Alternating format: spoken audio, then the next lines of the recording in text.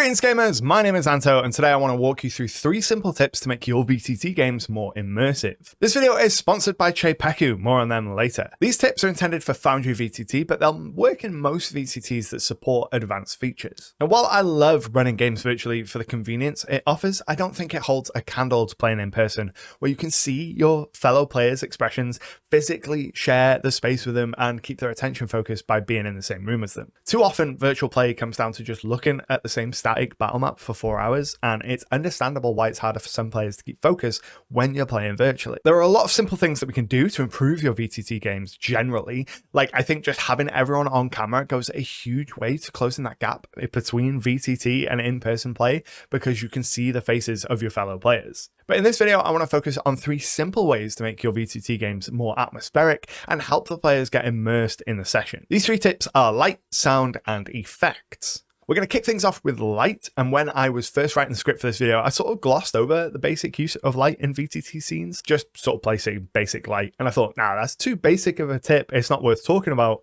Let's talk about more advanced light tricks. But actually, I do think that it's worth talking about using basic light in your VTT scenes, because if you're not doing it, it's an easy way to instantly add a lot more drama to the scenes. Assuming you're playing a system like 5e, where some characters can see in the dark, you can drop your characters into a dark environment, and immediately the players and the characters have disconnected information. The PCs with dark vision can see more of the scene than those without until they light a torch, and then if you have a character with superior dark vision, they're going to be able to see things before anyone else, and it adds an interesting dynamic to the scene. Not just that, but placing a few dynamic lights down on even a simple black and white map can really elevate the atmosphere and make the map feel much fancier than it would otherwise. If you're playing in Foundry or another VTT that supports light animations, throw some flicker on the torches or a mysterious emanation, and suddenly you're doing a lot of storytelling without having to describe a thing to your players. But there are a couple of different ways that I like to use light to help improve immersion beyond just regular light sources and playing with darkness. The first is by using those light animations that I mentioned. In Foundry, you can configure any light source to have an animation,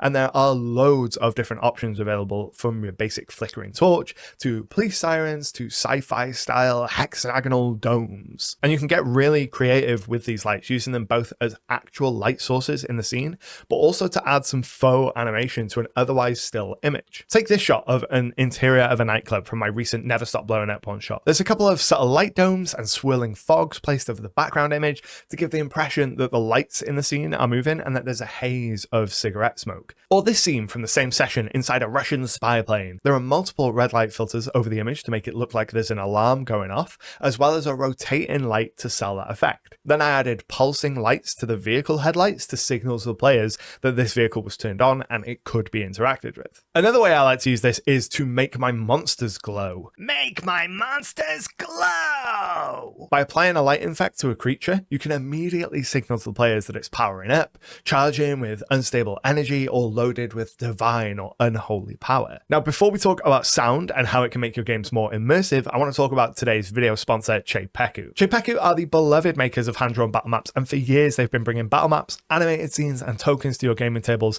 and they've just introduced their new fantasy bundle, which allows you to get all 3 of those options for a reduced price. With Chepeku maps, you get thousands of VTT ready battle maps, including lighting and walls for the likes of FoundryVTT, as well as animated versions. Chepeku scenes add ambience to your games with hand-drawn cinematics to set the stage for your encounters, and many of them are paired with locations in the battle maps for even more immersion. And Chepeku tokens grant you access to hundreds of ready-to-use tokens for VTT play, as well as a token builder allowing you to make near limitless numbers of tokens for your campaign. The Chepeku Fantasy Bundle allows you to get all of these elements at a reduced price, meaning you can get a complete immersive experience ready to go for your games easier than ever before. Check it out using the link in the description below, and thanks again to Chepeku for supporting the channel. Next up, let's talk about sound, and out of everything we're going to talk about today, I think this is the thing that's going to have the biggest impact on your games. Most of us, when we play in person, put on some kind of music in the background, and I would say that throwing on a playlist of Skyrim or Lord of the Rings music is fine. It's going to help the players get into the right headspace to a certain degree, but we can definitely do better. I've started spending a lot more time during my prep on crafting a sonic landscape for my players. Bloody hell, that might be the most pretentious thing I've ever said. Anyway, pretentiousness aside, I do think that one of the best things that you can do to make your VTT or any session more immersive for the players is to build up a soundtrack tailored to the session and to the player characters. This doesn't have to be difficult, and usually you can get away with adding 2 to 4 new tracks to a growing library each session, Like when I am prepping my session, I will usually search for one new piece of music to use as a battle track. This is a statement track which will usually play during the most important fight of the session. And then I'll look for a piece of downtime music. So if the players are in a city, I look for something that feels appropriate for that. Or if they're in a dungeon, I look for something more dungeon themed. And then finally, I'll look for a couple of pieces of ambient sounds. So if they're in a city, I might look for the sound of people on the street talking, walking, the sounds of carts moving. If they're in the forest, I want the sounds of trees rustling, birds chirping, insects buzzing. After you've done this for a couple of sessions, you'll start to build up a library of situational sounds so that as your players move through a session and move through the world, you can guide them with sound. When I ran my Never Stop Blowing Up one shot that I talked about recently, again, pachow, I spent most of my prep time building up a large soundtrack of 80s music, making specific playlists for each hero character. So whenever they were in a scene focused on their character, they had music tied to the personality or their story that they were playing through, and it made for such a better experience. Now for my D&D games, while I'll occasionally grab a playlist from YouTube or Spotify, most of the time I get my ambience and my music from Tabletop Audio, which offers a huge catalog of free tracks.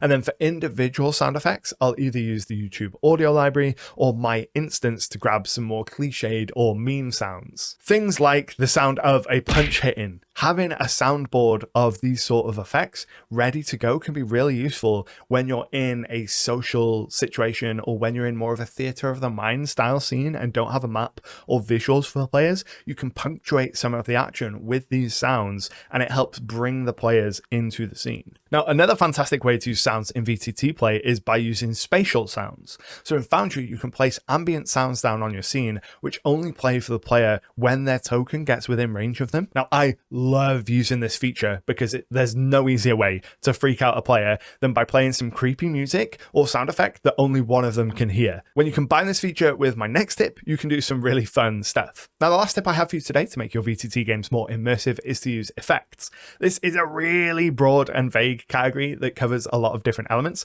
but I want to talk about three of my favorites. First of all, I want to talk about active tile triggers. This is the only dedicated Foundry module that I'm going to mention in this video, but the way it works is that you designate an area of your map, and then when a player moves into that area, an effect is triggered. You can use this to instantly pause the game, teleport tokens to different locations, play sounds, execute macros, roll on tables, and just a whole bunch more. But my favorite two ways to use it are to play sounds so that only one player can hear them, and to pause the game.